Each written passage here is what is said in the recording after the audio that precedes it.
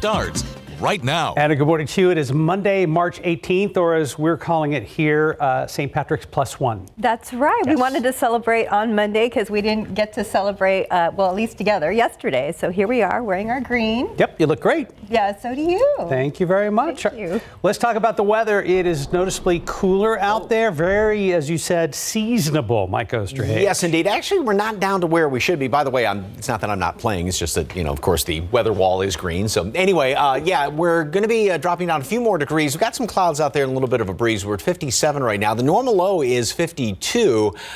So it'll come close to hitting that this morning. Wind is out of the northeast, 10 miles per hour. Decent breeze out there. Notice that bottom number, dew points down to 44. Remember last week, those numbers were way up there in the 60s, mid 60s, and even some low 70s. And now, as far as cooler temperatures, we're only staying at 65 today. That's anywhere from across the board 5 to 10 degrees below normal. So yes, it is definitely going to be chilly, and we're going to need a light jacket throughout the day, plus with all the cloud cover. Aquifer, boy, strike up the band. Cheer for that. The aquifer went up half a foot. Not a bunch, but enough. And mold, no surprise there, is on the high side, as is oak, as we get into the heart of the oak season. All right, take a look outside, and I want to show you, first of all, this is some of the rainfall that we had. I'm going to talk more about this coming up in just a little bit. But we do have still a couple of leftover sprinkly showers out there right now, and they are just off there to the west. Not much, but just a couple of them you can see right there by Hondo. And I want to switch radar sites right now over toward Del Rio, and you can see just a couple of those little leftover sprinkles there. That's the end of it, really, and that's almost not even worth mentioning. We've got mid 50s right now all around the area. Again, much drier air has moved in, and even drier air is going to be moving on in here on the heels of a front that moved through. This was, it was kind of iffy as what was going to be happening earlier on in the weekend, but now the front's come in here. The winds have shifted around. Yes, we do have some gusts, 21 at Stinson, 23 out there at the airport, and mid-March cool. Breezy, a shower to the west this morning, and then, yeah, only staying in the mid-60s later on today. It is going to be windy. Jacket's a pretty good idea with those clouds out there, especially midweek. Stays cool tomorrow, and Wednesday we'll have a chance for some rain late Wednesday, early Thursday.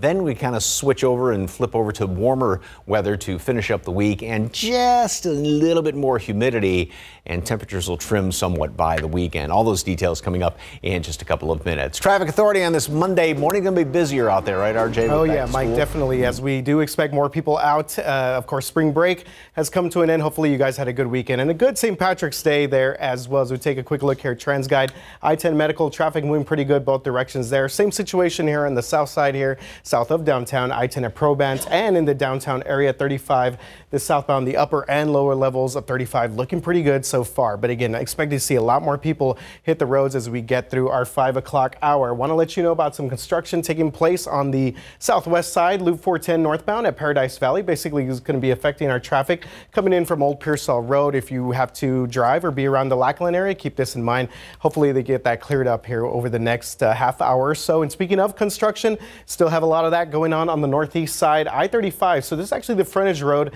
there at O'Connor between Judson Road there. So not causing too many delays for our northbound traffic. Seems some delays there for our southbound traffic. So something that we will continue to keep an eye on throughout the rest of the morning. The rest of the city, everything else is looking pretty good. No major overnight crashes, no major overnight incidents or delays. But do want to let you know that we are going to be talking about some significant closures in the downtown area. That's going to be starting today and basically last through the rest of this spring. So we'll give you the full details on that coming up here in just a bit. Mark and Stephanie, back to you guys.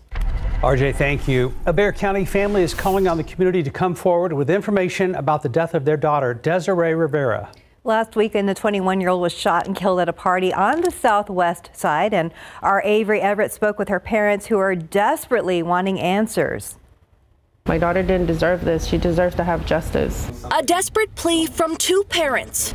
Beyond San Antonio, beyond Bexar County, I know somebody out there for sure knows what happened. It's been a week since the death of 21-year-old Desiree Rivera, and her parents, Henry and Jessica Flores, say they're doing all that they can to keep her memory alive. As much as my heart aches right now, looking at her puts one little Band-Aid over there. Strong-willed and spirited.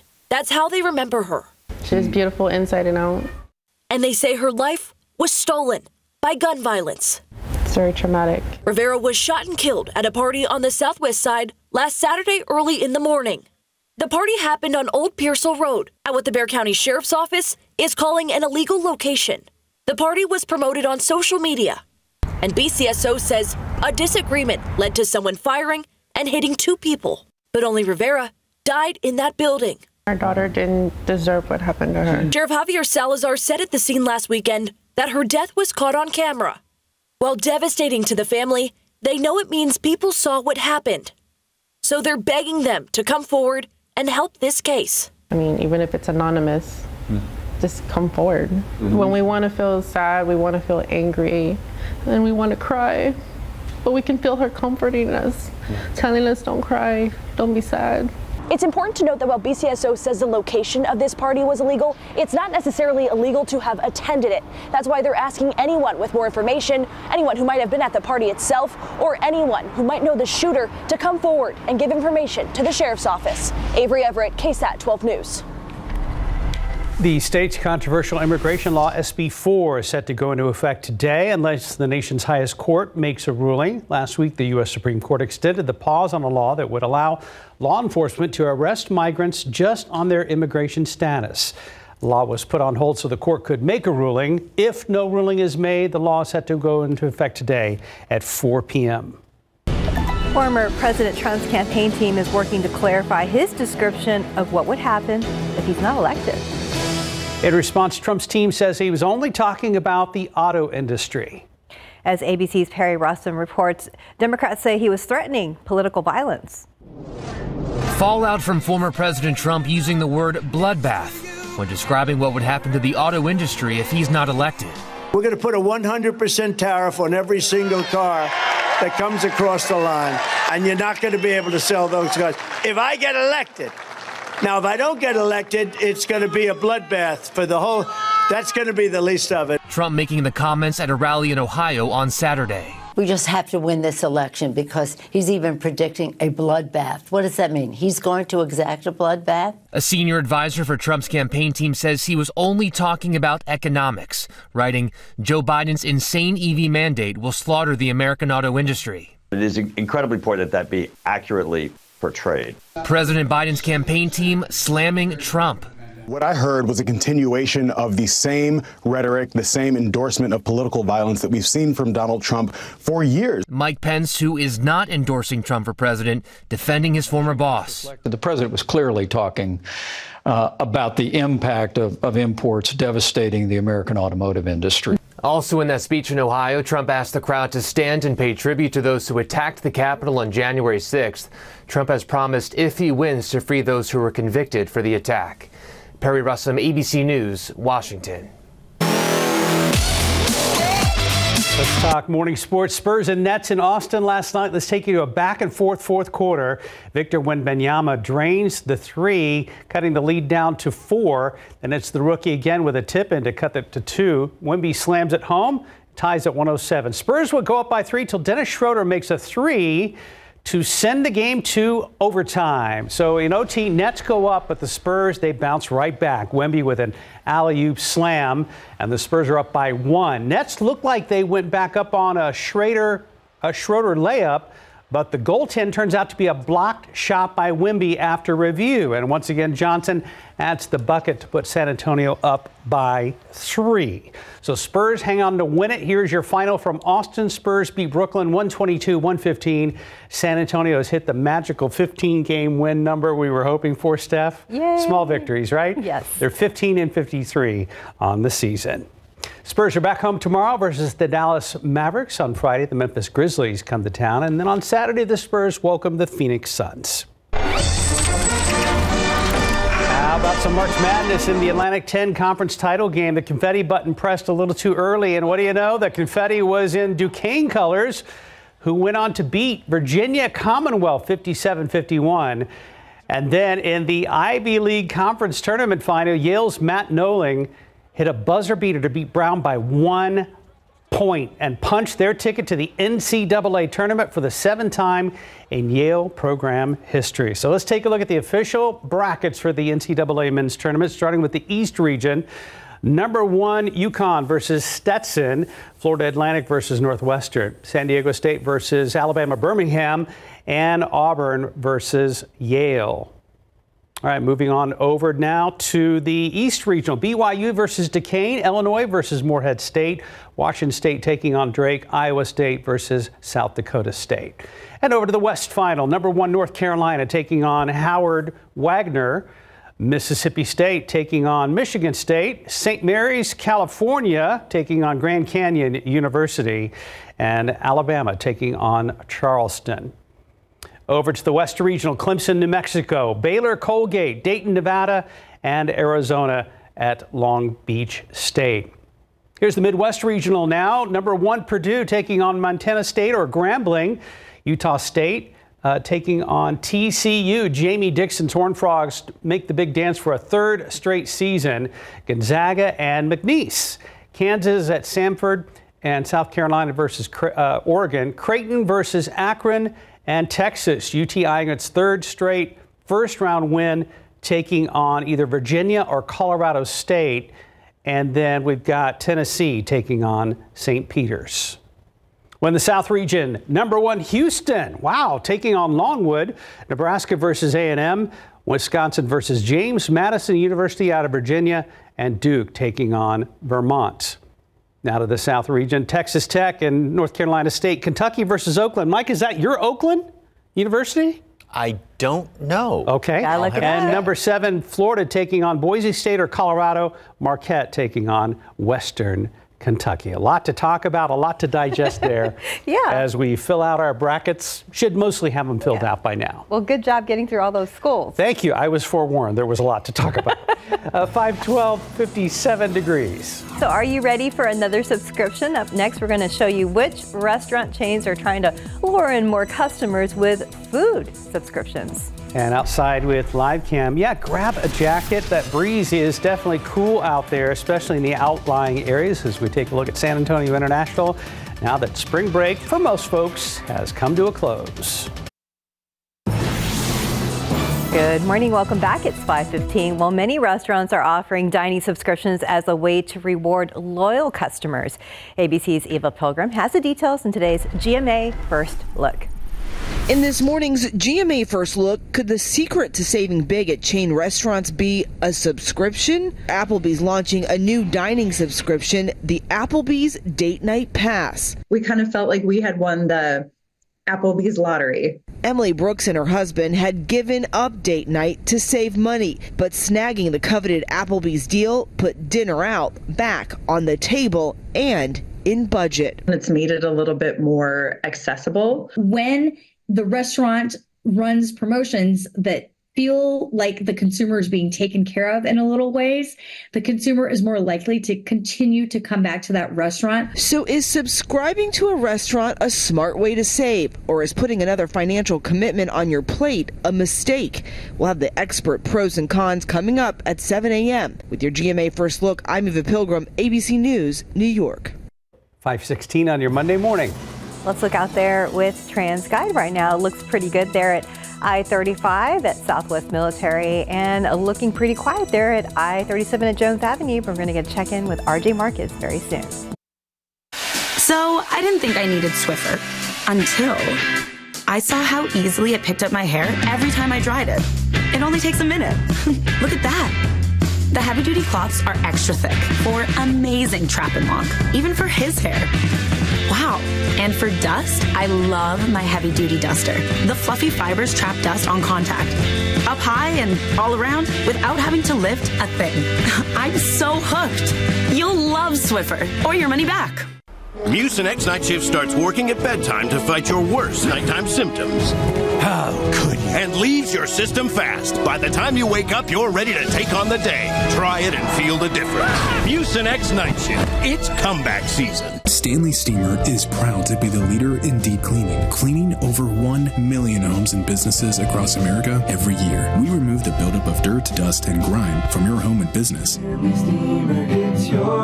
Call your local Stanley Steamer.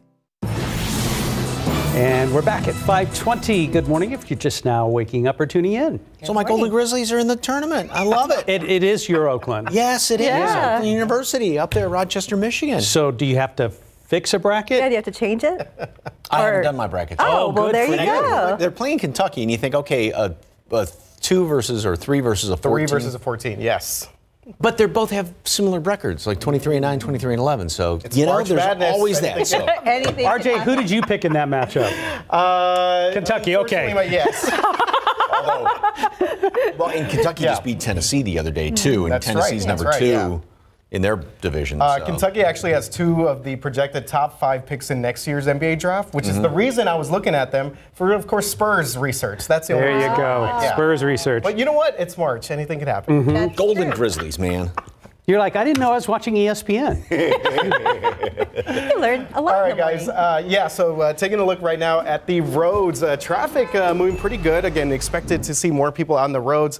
The kids getting back to school today. Maybe you took a couple of days off for spring break and you are headed back to work. But things looking pretty good right there. 281 Loop 410. Traffic moving pretty smooth. 281 at the Quarry. Same situation there as well. We did have a stalled vehicle now being reported a little bit south of downtown. This is going to be in the northbound lanes of 35 at Nogalito Street. Not causing too many delays at the moment, so that's good news there. This is right there, right by Burbank High School, but again, not causing enough of a significant backups or delays, so should be able to still make your way through there. Okay, guys, we were talking about some construction taking place in the downtown, Southtown area, and this is kind of our first big project that we're going to see start today. So basically, South Alamo Street will turn into one-way traffic southbound starting today. This is going to last through the next couple of months as construction crews continue all that work there by Civic Park and, of course, right there by Hemisphere Plaza and also by the Convention Center. So basically, for the next couple of months, you will not be able to go northbound on South Alamo. So if you're coming through Cesar Chavez,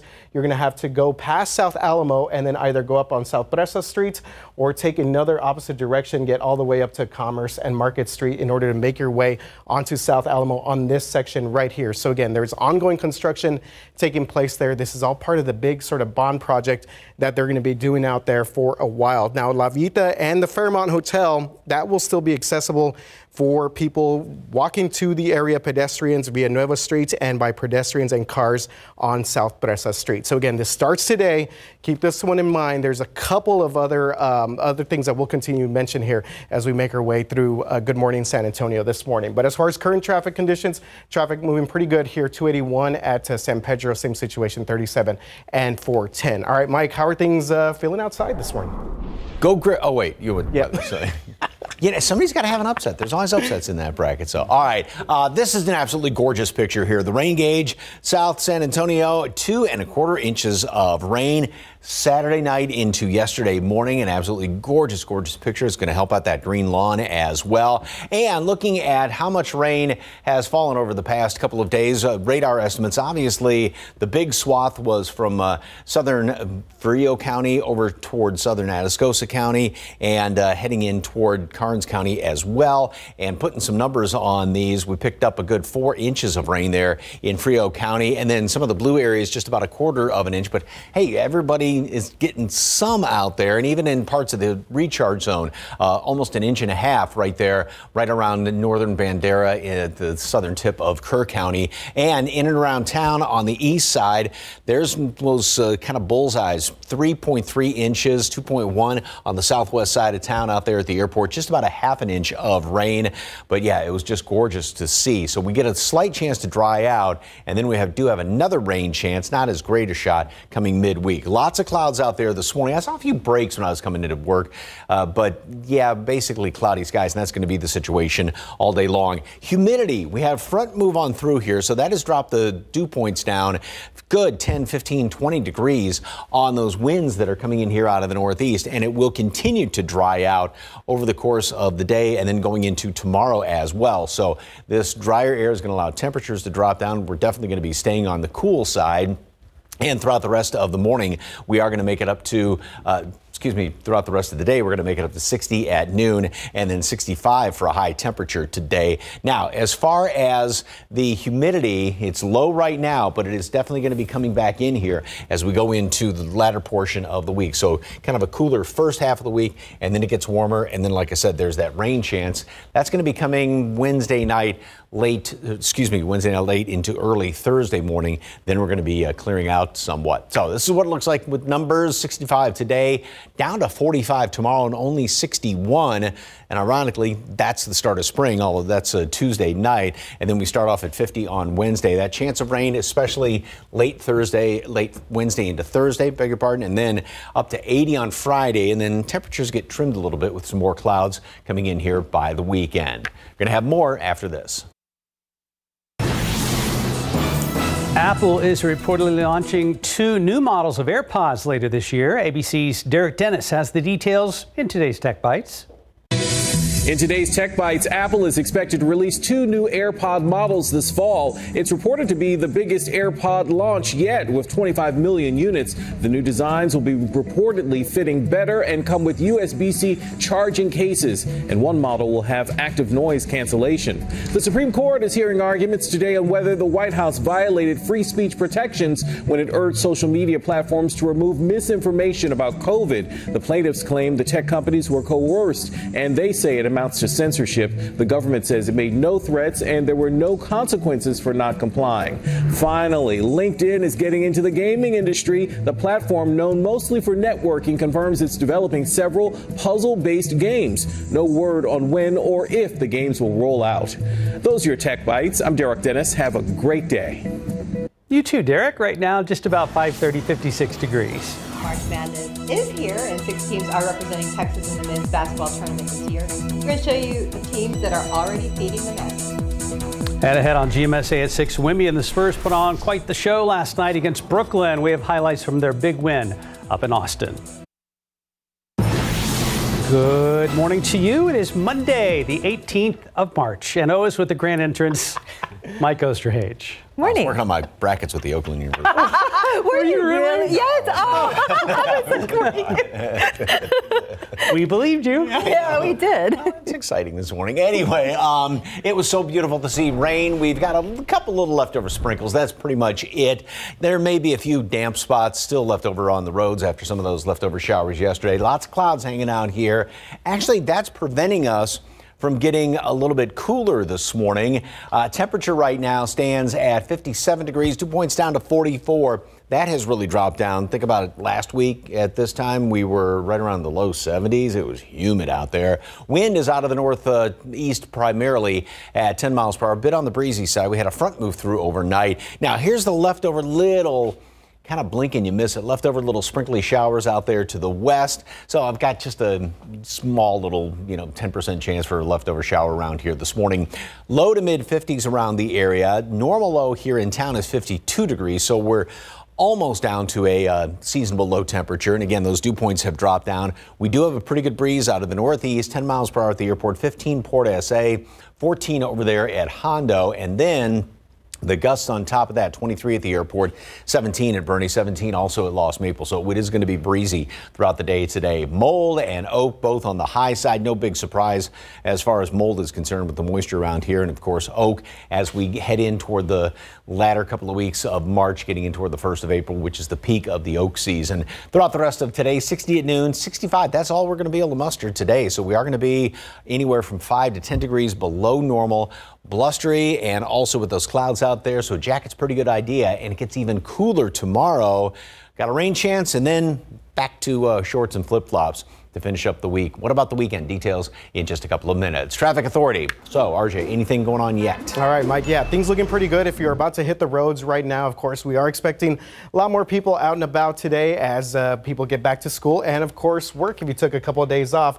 Right here, south side, Loop 410, Villa Main, traffic looking pretty good. 410 McCullough, same situation there as well, right by the San Antonio Airport. A couple of smaller things to let you know about right now. If you're about to head out I-35 northbound at Nogalitos Street, we have reports of a stalled vehicle vehicle in this area here. This is right there where 35 kind of turns into 90 and vice versa. And also want to let you know about a stalled vehicle being reported on the northwest side. This is going to be an I-10 eastbound at Hebner Road. So again, this is going to be all of our traffic coming in inbound. Seeing a little bit of backup here in this area, the Hebner Oaks area, but nothing sort of significant to let you know about right now. Inbound traffic times, everything's looking pretty good for the most part. 40 minutes if you're coming in from Lavernia, 24 if you're coming in from the Bernie area, and 19 from Bulverde. And let's see if we get those outbound times there.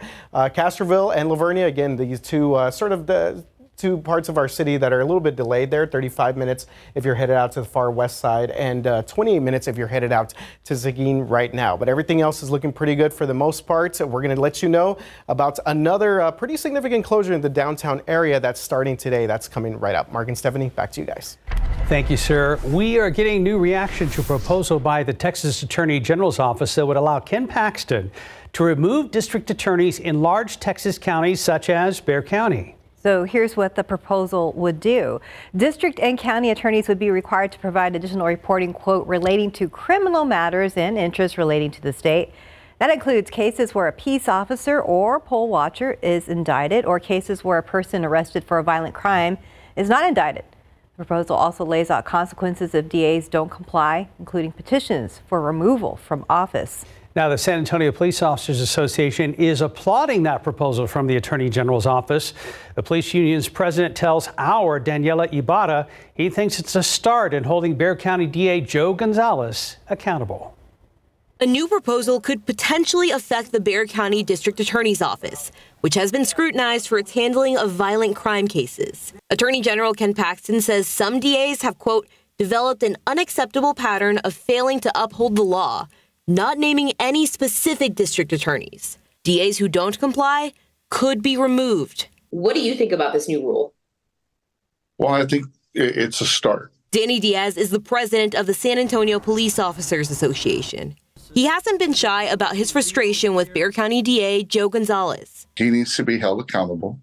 And this is just a start to where the Attorney General can make sure that the district attorney does his job, if he does at all. So help me God. In January, KSAT discovered hundreds of text messages between the DA's office and the Wren Collective, a criminal justice reform group. Records show the group advised the DA's office on how to handle the case where police shot teenager Eric Cantu. Under the proposed rule, the DA's office would be required to report those communications. Hopefully the AG's office can get that documentation and show where there's discrepancies in the way that he's running his office. Since Wednesday, KSAT reached out to the district attorney's office 7 times for an interview with Gonzalez about Paxton's proposals.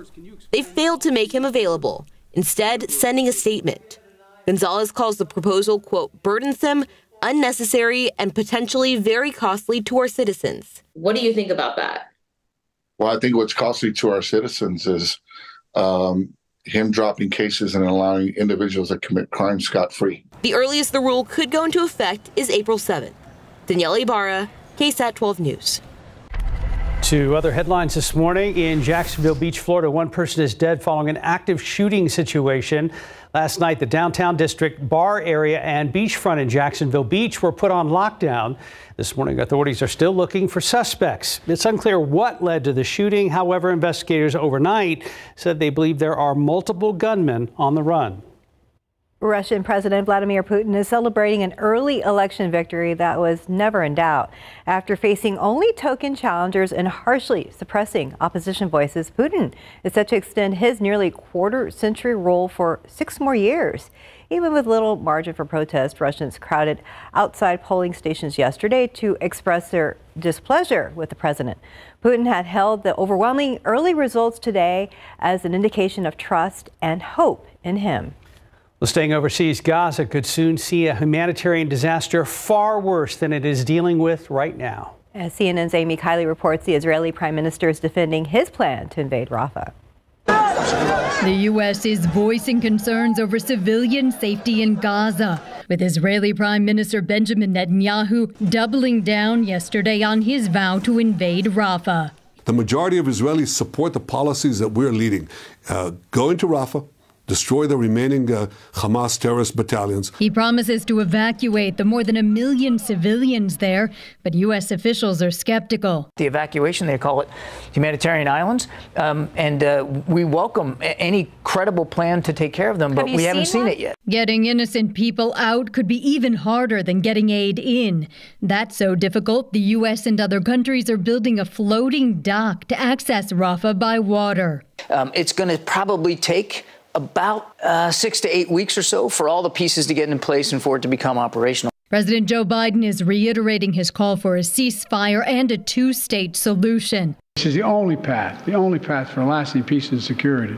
Senate Majority Leader Chuck Schumer calls Netanyahu an obstacle to such peace. He says Israel should hold a new election when the war winds down, drawing this response yesterday. It's inappropriate for to go to a sister democracy and try to replace the elected leadership there. The fact that Israel's most staunch defender in the U.S. Congress, Chuck Schumer, should be making these remarks should be an earthquake in Israel. I'm Amy Kiley reporting. Back here at home, 540, 57 degrees. The 2024 men's and women's NCAA basketball tournament field has been announced. We're going to get a first look at the teams already feeding into the madness next. Outside with Live Cam, if you're just now joining us on this Monday morning, back to work, back to school, and yes, grab a jacket or hoodie as you head out the door. Now to March Madness, so you don't have to be a basketball fan to enjoy all the underdog stories and thrilling comebacks. This is true, and this year is shaping up to be the year of the women. Here's ABC's Derek Dennis.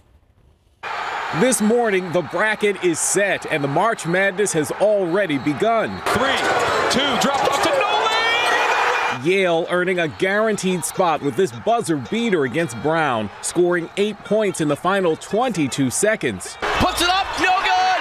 The follow, it's good! It's good! 2 years ago, St. Peter's became the first 15 seed to make it to the Elite Eight. This year, they're back in the big dance after a pair of thrilling victories over the weekend.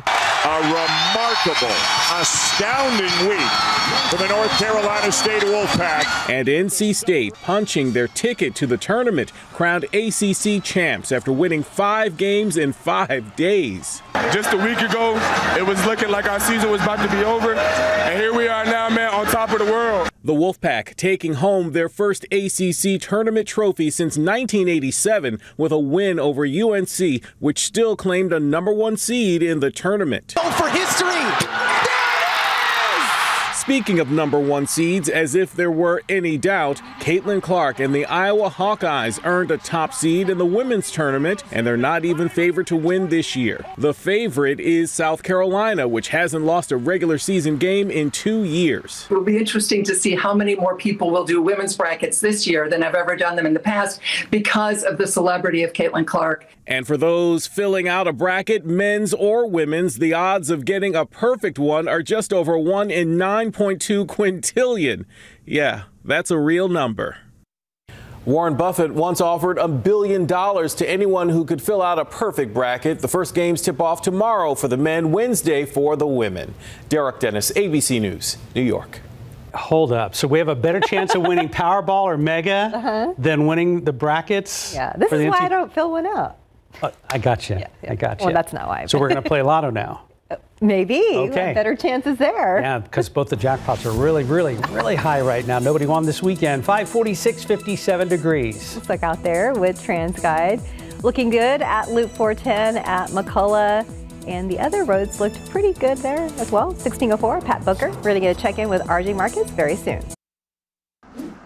5:49 right now. Hopefully you guys are having a good Monday, had a good weekend, and St. Patrick's Day as we take a quick look here. TransGuide, I-10 Frio. Traffic moving pretty good, both directions there. Same situation here, I-10 at Medical. And we actually do have an incident here in that area to let you know about. I-10 eastbound at Huebner Road, so a little bit north there of Medical, but not causing too many delays at the moment right now for all of our traffic coming inbound from maybe the 1604 area. If you're coming down I-10, may run into a stalled vehicle, not causing too many delays though, so that's good news out there. All right. everything else looking pretty good. We've cleared out some overnight construction, so if you are about to hit the roads after a long week, then definitely this is a good time to do so. But do want to let you know about another significant closure in the downtown area that is actually starting today. So we just mentioned that South Alamo is going to be down to one-way traffic on the southbound part of South Alamo. This is closer to the main highway here. This is going to be a full closure here of Santa Rosa all the way from Cesar Chavez to Dolorosa. So if you need to be around the Market Square area, keep this one in mind. They're also going to close the intersection here of West Nueva at Santa Rosa there as well. So basically, if you are going to try and get through this area, you're going to have to go through Cesar Chavez all the way up to Urban Loop to San Saba, and then come all the way here near the Market Square area and all the way down to South Flores Street. So this is pretty good closure taking place. And again, this is starting today and expected to last through July of this year. So something, guys, we were talking about before we went on air was that how is this all going to affect Fiesta? It's all going to affect Fiesta. Gosh, yes. So we mentioned the South Alamo one, of course. That's a pretty big area when it comes to Fiesta La Villita. This one too, everything around Market Square and this area specifically going to be pretty busy throughout the next couple of months due to that construction. Wow. Okay. And before I forget, Powerball tonight, $645 million. Mega tomorrow night, $875 million. Yeah, we'll have more luck with this than the brackets.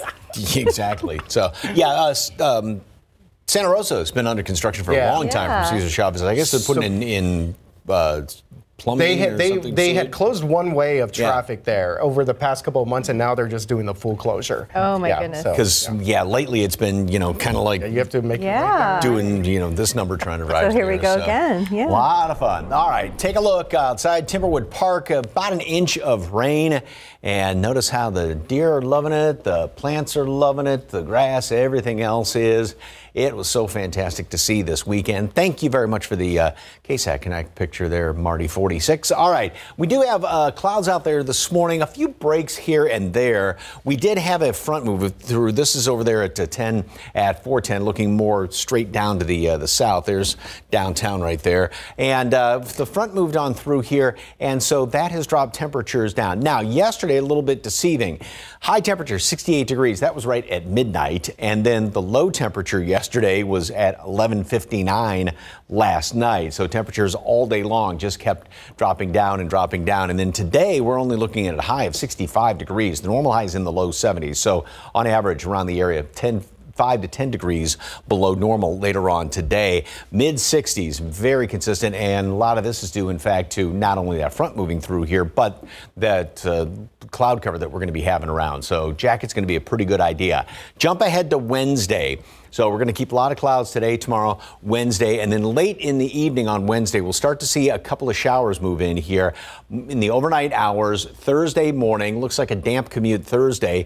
Then that's going to clear out fairly quickly. So that's really our only next rain chance around here. Perhaps by going into next week, we will see something. Here's the low, and this is what we can thank for giving us the rain over the weekend. That's been sending the energy on in here. And then we got this quick shot of that front moving on through, so that has kept things on the cool side. The low is still going to be hanging out there to the west of us, and then it will finally move in, and it's got to get a little closer to influence us, and that's why we're going to start to see that rain chance by Wednesday, Thursday. Then that clears on out, and we are going to be warming up somewhat going into the latter portion of the week, Thursday, Friday, and down slightly heading on into the weekend as far as temperatures are concerned, but we will still keep this kind of southwesterly flow around here, so that's then going to keep a lot of clouds around this weekend as well, sort of that overrunning again like we had just this past couple of days. 65 today, only 61 tomorrow, and spring begins tomorrow, actually about 10 o'clock at night. We start off at 45 degrees, still chilly. Like I said, the first half of the week, 65 again on Wednesday, that chance of rain overnight into Thursday. Then we warm back up to 80 on Friday, mid 70s, and more humidity, lots of cloud cover then over the weekend. More after this, stick around. Kids who are interested in photography and nature are invited to participate in an annual citywide contest for a cash prize of up to $300 and the right to have their photos framed and exhibited at the Whitty Museum. Cash prizes will be awarded to winners in each age group. We have more information about how to enter on KSAT.com, and good luck. Ahead the next hour of GMSA this morning, a San Antonio family's search for answers after their daughter was killed last week at a party. What they're asking the community to do right now. Plus a warning from experts on why you might want to avoid texting your kids at school, why they say it's not just about grades. And checking TransGuide here in the downtown area, 35 upper and lower Main looks pretty good. We're expecting quite a bit more traffic as far as volume today, as folks have now returned to routine. Back to work, back to school on a Monday morning. Good Monday morning. It's a little cool out there. You might want to grab a light jacket or a little hoodie or something just for those morning hours. We're going to be checking with Mike to see what we can expect for the rest of your Monday. Live from KSAT 12, Good Morning San Antonio starts right now. Well, for just about everybody, spring break is over. We hope it was an enjoyable one. You got to spend some great time with your families. It is Monday, March 18th. Thanks for joining us. Happy day after St. Patrick's Day. St. Patrick's +1. That's right. We are still celebrating here on GMSA. Mike Osterhage joins us now, and a bit on the cool side, but you were telling us a little bit earlier, this is close to normal? About where it should be. Mm-hmm. Actually, we're still a couple of degrees above normal. Should be in the low 50s still this time of year. But then in the afternoon, it's going to be definitely staying on the cool side. So, yeah, light jacket this morning, and probably want to keep it handy because not only with the lower temperatures, mid-60s, but lots of clouds today, as well as breezy conditions. Right now, we are at 57 degrees out there at the airport. Been kind of holding steady. Low 50s in parts of the hill country.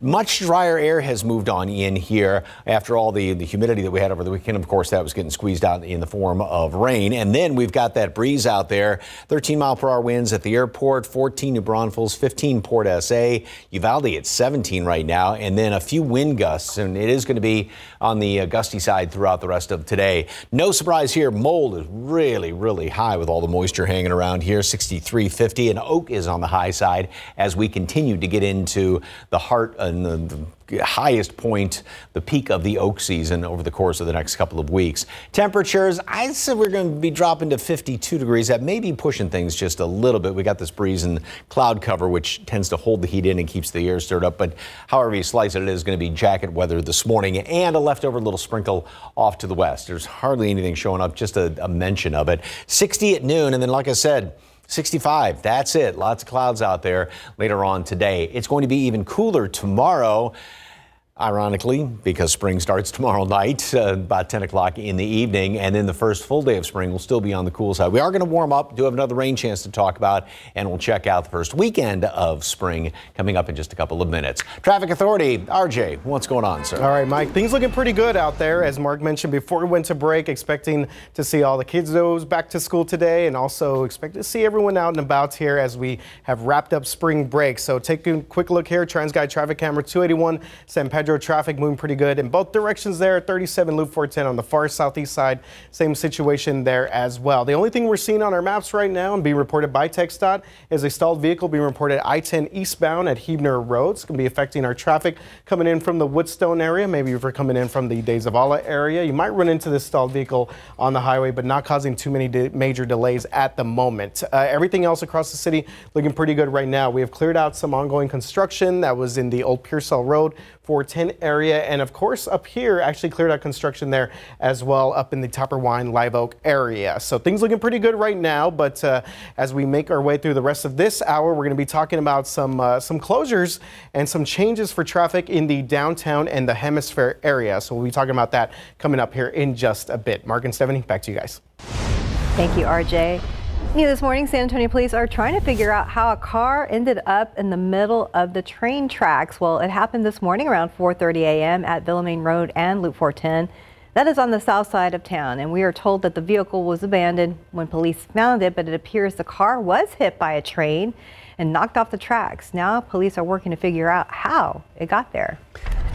A Bexar County family is calling on the community to come forward with information about the death of their daughter, Desiree Rivera. Last weekend, the 21-year-old was shot and killed at a party on the southwest side. Our Everett sat down with her parents, who say they're trying to keep her memory alive. My daughter didn't deserve this. She deserves to have justice. A desperate plea from two parents. Beyond San Antonio, beyond Bexar County, I know somebody out there for sure knows what happened. It's been a week since the death of 21-year-old Desiree Rivera, and her parents, Henry and Jessica Flores, say they're doing all that they can to keep her memory alive. As much as my heart aches right now, looking at her puts one little Band-Aid over there. Strong-willed and spirited, that's how they remember her. She's beautiful inside and out. And they say her life was stolen by gun violence. It's very traumatic. Rivera was shot and killed at a party on the southwest side last Saturday early in the morning. The party happened on Old Pearsall Road at what the Bexar County Sheriff's Office is calling an illegal location. The party was promoted on social media, and BCSO says a disagreement led to someone firing and hitting 2 people. But only Rivera died in that building. Our daughter didn't deserve what happened to her. Sheriff Javier Salazar said at the scene last weekend that her death was caught on camera. While devastating to the family, they know it means people saw what happened. So they're begging them to come forward and help this case. I mean, even if it's anonymous, just come forward. When we want to feel sad, we want to feel angry, and we want to cry. But we can feel her comforting us, telling us don't cry, don't be sad. It's important to note that while BCSO says the location of this party was illegal, it's not necessarily illegal to have attended it. That's why they're asking anyone with more information, anyone who might have been at the party itself, or anyone who might know the shooter to come forward and give information to the sheriff's office. Avery Everett, KSAT 12 News. A business owner accused of selling cemetery headstones to families and never delivering them is out of jail after an arrest this weekend. Why'd you do it? Why'd you steal them from these people? I did not. Elena Moreno claimed her innocence as she walked past our cameras on Saturday. KSAT aired several stories within the last month with a total of 12 families who say they paid Moreno up front and they're still waiting. After those stories aired, many families took their reports to the San Antonio Police Department. Moreno was arrested for one of those cases where the family of Isaiah Velasquez paid over $8,500. Theft of that amount is a state jail felony. Police are still investigating the other reports. Topping your morning headlines, the U.S. voicing concerns over civilian safety in Gaza, with Israel's prime minister doubling down yesterday on his vow to invade Rafah. Israel is promising to evacuate over 1 million civilians there, but U.S. officials are skeptical. Getting innocent people out could be even harder than getting aid in. The U.S. and other countries are building a floating dock to access Rafah by water to help get aid to the region. Deadly violence on the Florida coast during the last weekend of spring break. Shots rang out in Jacksonville Beach, sending people running for their lives. As ABC's Derek Dennis reports, 3 people were shot and one of them did not survive. This morning, deadly violence rocking a spring break hotspot in Florida. Police in Jacksonville Beach say gunfire erupted in the city's beachfront bar district out in the open, leaving 1 person dead and 2 in critical condition. Man, they shooting though.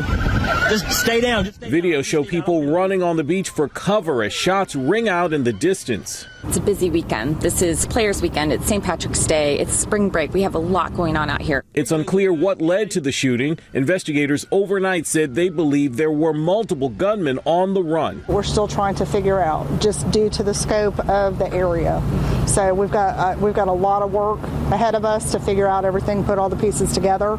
Law enforcement has been on alert across Florida with spring break underway. Officials in Miami Beach imposed a midnight curfew over the weekend, prompting a lawsuit from nightclubs. But a judge ruled against the clubs, saying the 3-night curfew did not cause irreparable harm. Now the large crowds looking to keep the party going have flocked north. Our Andrew Dimbert is there. There's been a bit of a party pilgrimage, you could say, from Miami Beach up here to Fort Lauderdale Beach. Already there have been arrests and crimes here, according to authorities, including even battery on an officer. On New Smyrna Beach, south of Daytona, a teenager pulled a gun during a fight on a crowded beach. A deputy officer quickly intervened, arresting the 16-year-old. Back to the shooting in Jacksonville Beach. Police overnight did not release details about the victims. They're promising an update this morning. Derek Dennis, ABC News, New York. 609, 57 degrees. Still to come, our coverage continues with March Madness. We're going to look at which Texas teams made the NCAA tournament and check in on the ladies' side of the court. Outside with live cam, 57 degrees, a bit on the cool side, especially when you factor in the breeze out there. But look at all the traffic we're already seeing here at 6:09 on a Monday morning after spring break.